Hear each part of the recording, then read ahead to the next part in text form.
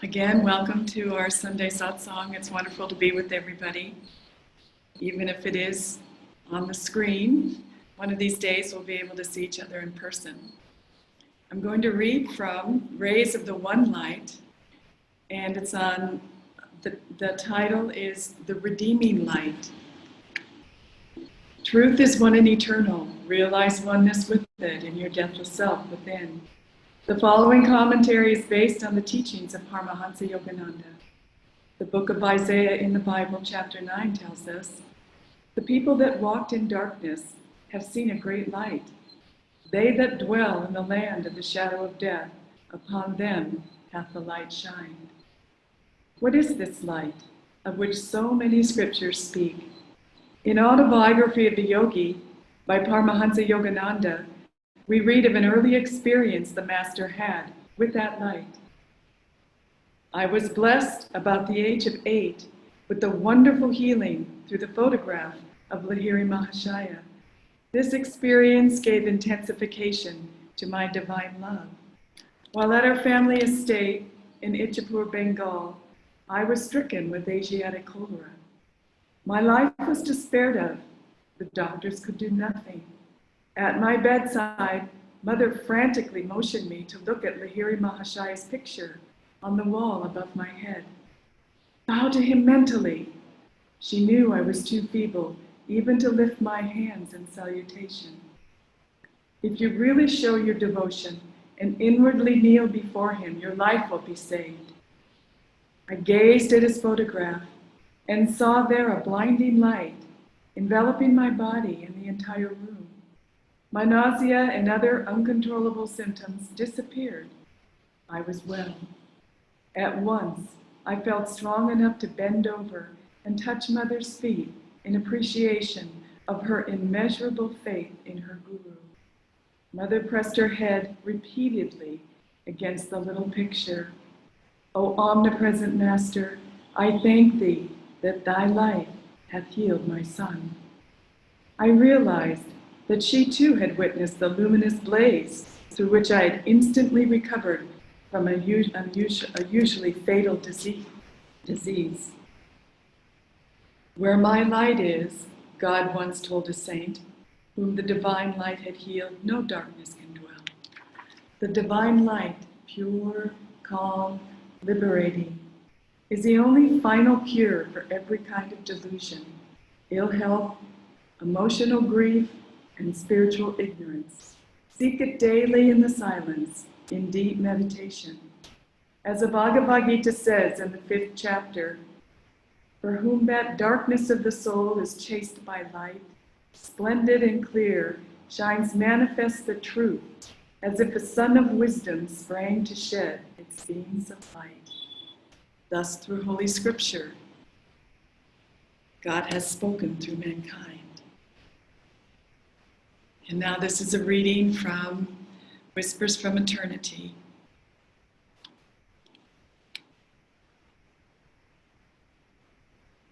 Demand that God's light drive dark ignorance away. O divine friend, though the darkness of my ignorance be as old as the world, still make me realize that with the dawn of thy light, the darkness will vanish as though it had never been.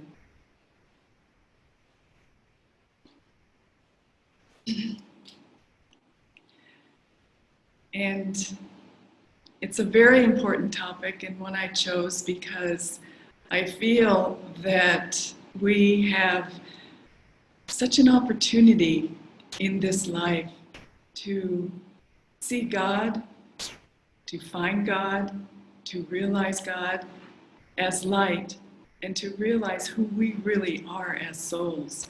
I think we've forgotten that in the way that we approach our lives. And I think that if we could just get back to the source, if we could just realize that once and for all, we are that light, how could we not be? We came from God, we will return to God. But God is never away from us. He created us. He created this world. He created the Maya. He created all of it. And He is light. He is that light. Oftentimes, when we meditate for many years, you don't see the light. Some of us don't see the light ever in meditation. How does that light manifest in our lives? How do we know there is light if we can't see it in meditation, if we don't see the spiritual eye? We begin to think that maybe it's just the scriptures talking or other people that are more highly advanced that have that light, and that we don't, and we're just mere mortals, and that we're on a different plane altogether. But Swamiji, even Swamiji didn't see the spiritual eye in meditation. Towards the end of his life, I'm sure that he did, but he would tell us it's a very hard thing to find in meditation. But what is happening when we meditate, when we concentrate at the point between the eyebrows, when we really focus our whole being at that point in meditation, we are opening the doors to that light to come in. When we receive that light, when our heart is open, we are beginning to realize that yes, we are that light in the different aspects of our daily life. We begin to, maybe we don't see it in meditation, but remember what Master said. Master said that even a good thought awakens the Kundalini. And Kundalini is light. Kundalini is the pure consciousness. Kundalini is that experience of God as it moves up our spine and cleans out and clears out our karma through our chakras, through the practice of Kriya Yoga. It's pure consciousness. It's that oneness. And once we begin to get a glimpse of the feeling of light, the feeling of bliss in our meditations, as our heart opens, as our unconditional love for everyone expands, that is the light. In our everyday life, when we're going about our mundane experiences, when we think of God, God brings that light into the situation. Our inspiration during the day, sometimes there's thoughts just flash in. That's light. That's the light of God that we are craving in meditation. You know, we are so bound by these bodies and so bound by this world and so bound by our perception of ourselves as human beings in this world with our karma, because it's so real. It's just so real. The relatives, the problems, the aspirations, the suffering, the joys. It's so real, but it isn't real. We came into this earth to find God. And we will leave again at the end of our life.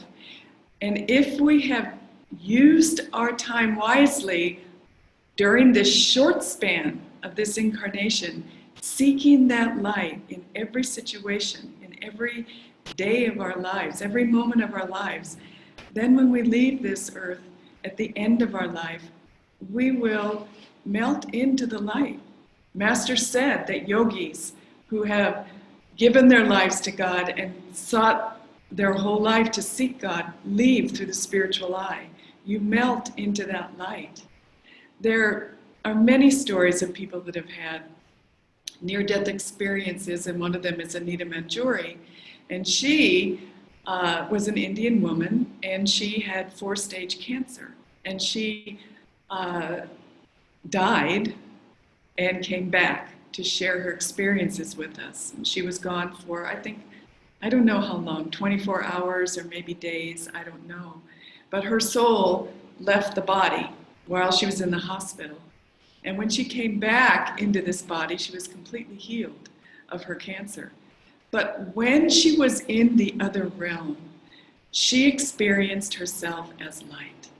And she came back and she wrote a book, and she shared her experience, and the book is called Dying to Be Me. And she realized so many things in that experience. She realized that she was indeed made of light, that she had always been made of light, that this world was made of light, that her sick body was made of light, that everything was light. And it transformed her completely for the rest of her life. And she came back to share that. And how she tried to explain an experience that is beyond words. You can't really bring that experience into this material world and have people understand. So she gave a simile.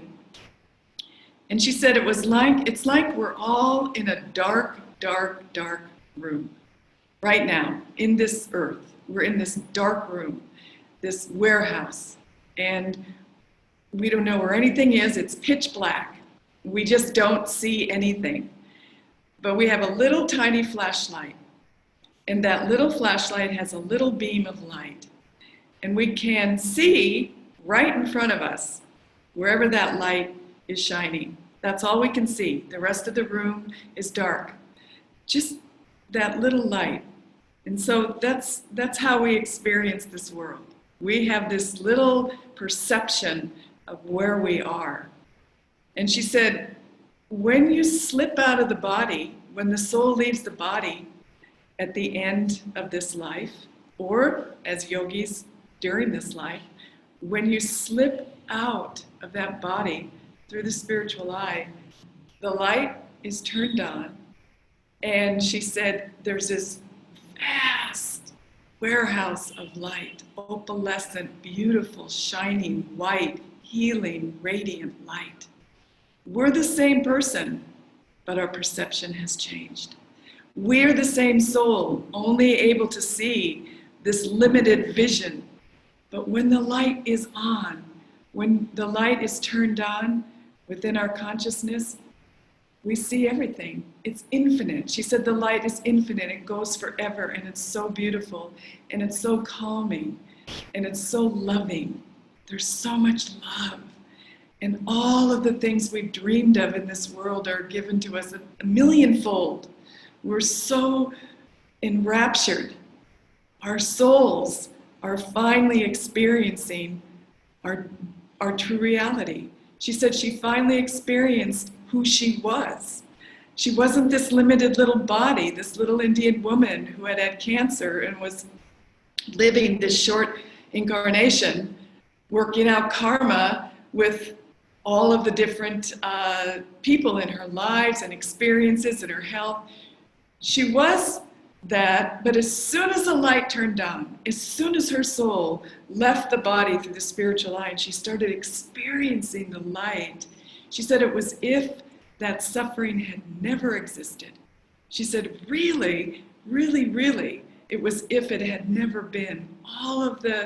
Her parents didn't approve of her. She was going to be married to somebody and she left the day of the wedding because it was an arranged marriage and she knew it was wrong, so she left. Her family had ostracized her. She went through great suffering on that score, and her health and finances, all of the things we all go through, the struggles, the mental and emotional and physical struggles. She said, honestly, it was if it had never been.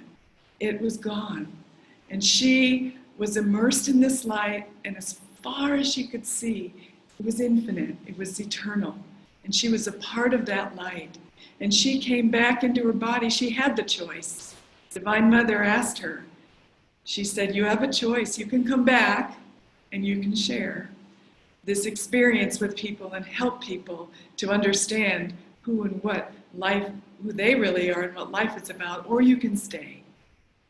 And her father appeared to her in that light and said, you should go back. People need to know. And so she did. Very selflessly, she came back. And I believe that people that have experienced these things and are sharing these things in the world today are the saints of today. I believe her. Swamiji actually gave Leela the book of this woman when she herself was dying of cancer. And he said, read this book. As she had like a week left to live, Leela was Swamiji's cook. And when she found out she had cancer, she had 6 weeks to live. And so she was up at the Crystal Hermitage, and I went to visit her, and she showed me this book, and she said, Swamiji gave me this book to read. And she said, it's helped me so much, I'm not afraid anymore. She said, I'm not afraid. So she was able to leave her body and go into that light with no fear. But the fear holds us back from experiencing that. We don't have to leave our bodies to, as yogis, to really understand that we are that light and that we came from that light, and our job, our seva in this life is to share that experience with people and not get bound and caught up with our karma in this world and thinking that it's real, because it's not real.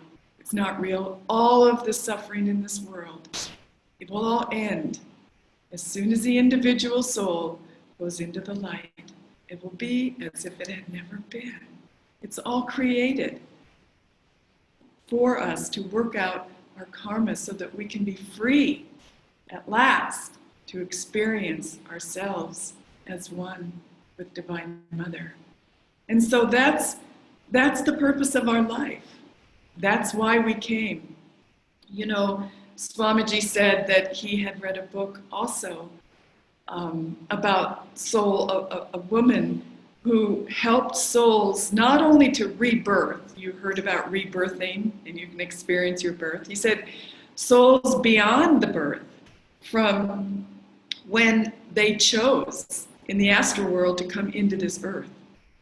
Beyond, before conception. The soul is beyond conception and birth and rebirth and rebirth. And this woman was able to, with the grace of God, to help souls remember, while they were in the astral world, what was the lessons? What were the lessons that they were to learn in this life? What was the gift that they were to share in this new life? What parents would help them to achieve the experience where they would be able to recognize their divinity in this life? They were able to go back and remember. And as soon as they remembered those things, everything in their life became okay. Okay, I chose this with Divine Mother. She wants me to learn these lessons. I haven't learned them yet. I will be in the light. I will be surrounded and filled with Divine Mother's love in this earth, in this lifetime. I will be protected, but I will choose. I have chosen to come into this life. And the gifts that I have, I will share, because these gifts are unique to me. These gifts are unique to each one of us. Individual souls are sparks of the infinite individual Divine Mother. We came out as individuals, we go back as individual sparks, but then we melt in to Divine Mother in that light. We come in as sparks of light, but we know right before, Master said that when the soul comes into this physical plane, and conception, when conception happens, when the sperm and the ovum unite, and he said when that happens, there's a spark, a bright light in the astral world. It's bright light, and that's the soul entering into this world. There's a spark that happens. Well, that spark is your soul united with God, and that's the light. That's the light, who you are. That's the light that comes in to the body, into this world through the female body, and then you're born. And do you notice when newborn babies are born, it's such a precious time. It's such a precious time, because we are just still going back and forth between that astral world and this physical world. And we want to protect the child and let them ease into the world of darkness, seeming. And so when we have a newborn baby or a young child, even into the ages of 2 and 3 and 4 years old, 5 years old, children leave the body, Master said, and go back into the astral world and come back, because they're more living in their souls and their spiritual life. They haven't really connected to this, to their dharma yet in this world. And so it's so important when you raise children, when you have a newborn child, when you're around children, to be supportive of that light in them by being yourself a channel of that light. And you will see that if you are an instrument for that light, when you're around children, that they will be able to experience their own intuition, and they will start going along the right path, the path that has been planned for them by Divine Mother, so that they too can learn their lessons. It's very, very important to create an environment of light around children, but it's also very important to be detached, to give your children to God. On the very first moment of conception, this child is yours, God. This soul that I have, you have given to me, to us, to guide is yours. And so let me guide them, but don't let me control them. Don't let me get in the way of the lessons that they have to learn. Don't let me get in the way of the gifts that they have to give. Even though I may not understand those gifts, I may not know what those gifts are, don't let me come from my own perspective. Encourage the child to learn from within them, their own selves, what their light is, the guiding light within them, where they should go on their path in this world. We must be detached but attentive. It's very, very difficult because this world says, this is my child, this is my life, this is my idea, this is I know better, I'm older. Not really. These souls are very old souls that come to yogis in this lifetime. They're very old souls, and they have a purpose. They have a purpose to find God. Same as your purpose, same as my purpose, to find God in this life and to share that light with all. And so this world is so delusive, and it makes us think through our egos that we are in charge, that it's our ideas that are going to make everything work, that it's our energy that is absolutely going to force the situation into what we need it to be. No, as yogis, we need to meditate deeply, very, very deeply, and understand and offer yourself into that light every single day, twice a day, 3 times a day. Melt into that light. Understand that we are that light, that the light within us is guiding us. We are not guiding the light. The light is guiding us. This is something that we have to really get. But as yogis and these great masters have come to tell us, we have the tools to achieve that understanding, that wisdom, that the light is omnipresent. Everywhere we look, there's light. There's light in our relatives. There's light in our jobs. There's light in our seva. God is light. He is creating everything. He is doing everything. So we really have to divorce ourselves from this thought of worry, that we just don't know how it's all going to end, that we have to control it. We're in a situation now in the world where there is no control. We've sort of lost control of what we thought. Our little plans are disappearing. Our livelihoods are being lost. Our education that we have spent so much time and money on is for nothing. We have no jobs, at least in America. It's getting very bad that way. So all of these plans and all of these aspirations that we had that were for this world, that were going to make us successful in this world, they're disintegrating. They're not panning out the way we thought. Why? Because this is God's world. And we have gotten too far into the idea that we are doing everything. And we have let our egos control this situation that we find ourselves in. We have let our egos control the world. So this world is just one huge ego. Me, mine. I want it for myself. Not that we're all on that level of greed and avarice, but we do have that within us. I am going to control my life. Whereas yogis and these great masters have come to show us we don't have control. Divine Mother is controlling everything. And to the extent that we relax into her arms and meditate deeply and feel ourselves secure in the knowledge that she is the one that is doing everything. She's thinking our thoughts. She's speaking our words. She's going to work every day. She's birthing our children. She's attracting our mates. She's giving us wealth. She's taking the wealth away. She's doing everything. What is our purpose then in this life? It's to find God. It's to find that light and to identify with that light. Identify with that light here at the spiritual eye. Forget the self. Forget your little ego. Forget your desires. Forget your attachments.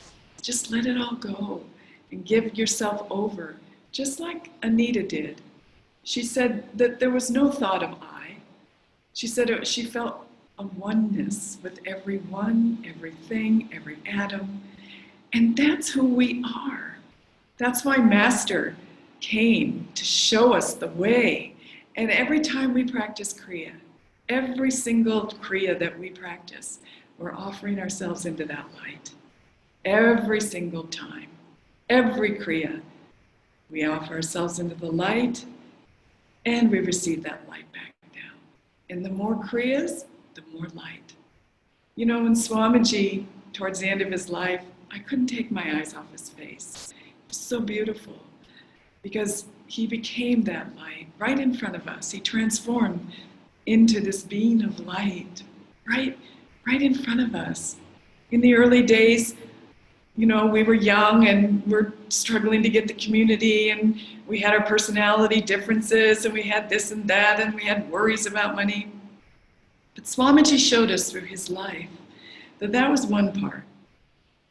But as he meditated more deeply, as he let go, as he let God do it, as he gave us the example of living in that light moment to moment, without worry, without stress, only with joy, only with bliss, only with gratitude that he was able to share this light. Day after day, he became lighter and lighter and lighter. And at the end, his face, a beacon of light, so innocent, so sweet. He was a child, so childlike. This is what we want. We don't need to solve the problems of the world. We need to solve the problem of our own soul not realizing that we are the light. That's the only problem we have. And we have the tools to do that. Master came to show us. Master came to show us the light within us. Not that he was a great light, although he was, in us. The kingdom of God is within us. And he gave us the tools to realize that and to share. Swamiji became beautiful and light by the end of his life because his main concern was to share that gift of his light to all. And ultimately, that's all of our purpose in life, is to share those gifts. It doesn't matter what form it takes, it's all light. But if these gifts are shared with love, and these gifts are shared with the knowledge that you are helping somebody else find that light, what a joy. What a joyous way to live. Who would want to live any other way? We must not forget. We must not get caught. We must not worry, because there's no worry. God is here. He is in every cell of our being. I would recommend you reading that chapter from the autobiography of a yogi, the one where the law of miracles. He explains, Master explains, how the great pure consciousness of light comes into this physical plane. How miracles can be performed that aren't miracles. It's the reality of everything, is that everything is light. That's how the great saints can materialize their bodies. That's how things can just happen for the good, because the light is there and we call on it, we concentrate, we open our hearts to that light. It's here, we manifest that light. And he also explains in that chapter how Divine Mother uses instruments for that light. She uses us as her channels, empty vessels, for that light. I remember at Ananda many years ago, I was part of the healing prayer ministry. And I had a wonderful experience. We used to, a small group of us, go to a little temple in one of the communities near someone's house. And people would give us prayer requests, or people would come. And it would be at midnight, because we all had children and jobs, and we put to bed our earthly lives. We went into this little temple at midnight. It was so beautiful. We lit the candles, and we prayed for people. Many, many hours at night. And we used to do Master's the longer version of the healing technique. You know how we do the prayer, Divine Mother, Thou art omnipresent, that, but we would rub our hands, we would rub our arms, we would put our hands here at the spiritual eye for a long time before we started, and then we would hold up our hands for a very long time. We wouldn't lower our hands, we would hold our hands up and pray for people and just feel that energy pouring through. And we felt it. You could feel the vibrations pouring through of Master, of the light, of healing power. You could feel it. And we just prayed for hours. And I remember leaving those sessions so uplifted, so identified with the light and who we really are. Who I was. It wasn't this little body, because I didn't feel any of it was me. I felt that Divine Mother and Master were just flowing through. And this is who we are. Master brought these techniques so that we use them, so that we can purify our own hearts by being the instruments of light into this world, desperately needed now during this time. See yourselves as empty vessels for this light. And when you wake up in the morning, be grateful. Be grateful that you were born in this time. Be grateful for everything that God has given you. Don't leave anything out, because every single thing that God has given you, you have chosen to learn a lesson from. Learn the lesson, move on.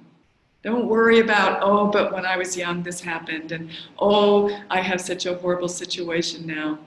Learn your lesson. Mostly, the lesson is going to be unconditional love and forgiveness, and move on. And be in that light. Identify with the light, with that light. See yourself as light. Remember the definition of self-realization is to know that light in every part of your body, mind, and soul, that you have God's omnipresence. You are that omnipresence. All we have to do is improve our knowing. And that's why God gave us our guru, and that's why God gave us Kriya Yoga, and that's why God gave us our seva, so that we can know that. So when we're going about our day, we think, oh, we're thinking of God. More and more and more, we're thinking of God, because we are that light, like that little child that's just born, floating back and forth between the astral world and this world. We are that light. This world is so quickly gone. So quickly, we'll look back at this world and we'll say, wow, what a show that was. But the trick is to let it go. The trick is to be unattached. The trick is to let go of your desires for any outcome in this world that is not of Divine Mother's will. Tune into her will inwardly, your intuition. Give it to her. Don't worry. Really go on a worry fast. But also, go on a light diet. All your thoughts. Read spiritual books. Listen to spiritual music. But meditate, meditate, meditate. And I love the image of Master. This saint came to, this devotee came to the saint sitting at the banks of a river. And the devotee said, I want God. Can you give me God? And so the saint got up and he took the disciple into the river and he held him underwater for a long time. He held him underwater for a long time until he was flailing and he thought he was going to drown. And so the saint let him out of the water. And he said, what were you thinking of when you were down under there? And he said, I was thinking of air, air. And he said, with that intensity, when you want God that much, then you will find God, and I will give you that experience. That's what we have to have. God alone. Only God. God now. God yesterday and God in the future. God. And we need to listen to our heart songs with that light flowing from our hearts, flowing from our souls. God, God, all day long. Don't get caught. This world is a delusion. It's a maya, it's a dream. The only reality is light. The only reality.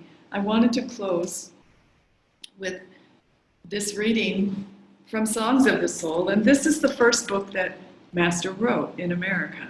It's a beautiful, beautiful book. Songs of the Soul. It has all his poems in it, and this one is, When Will He Come? When every heart's desire pales before the brilliancy of the ever-leaping flames of God love, then He will come. When, in expectation of His coming, you are ever ready to fearlessly, grievously, joyously burn the faggots of all desires in the fireplace of life, that you may protect Him from your freezing inner indifference, then He will come. When no inclinations or unfilled cravings can be sure of your stability toward them, when He shall be certain you will never leave the Guru, then He will come. No matter how you feel, helpless, forsaken, tortured by temptation, karma, or tests, if you ever keep hoping He will come, He will come. When your mind says piercingly, you can't have Him, you don't deserve having Him. Still, if your soul, disregarding all this, shall ever keep chanting within, He will come. He will come. When He shall be sure nothing else can claim you, then He will come. Even if you are the sinner of sinners, still, if you never stop calling Him deeply in the temple of unceasing love, then He will come. So God bless you all. Thank you for being here. We're going to listen to a song now of Swamiji.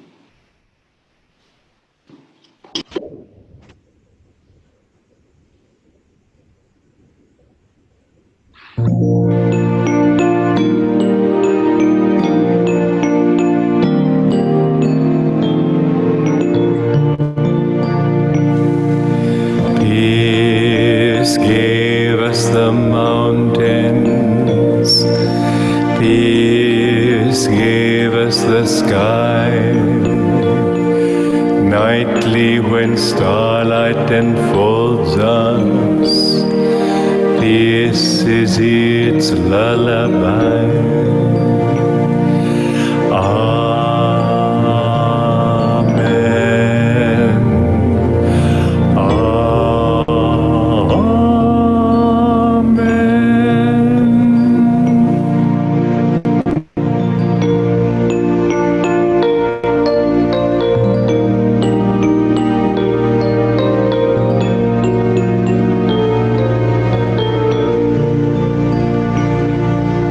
Peace gave us the morning. Peace gave us the sun. Bird songs that call us to welcome day and fresh labors begun.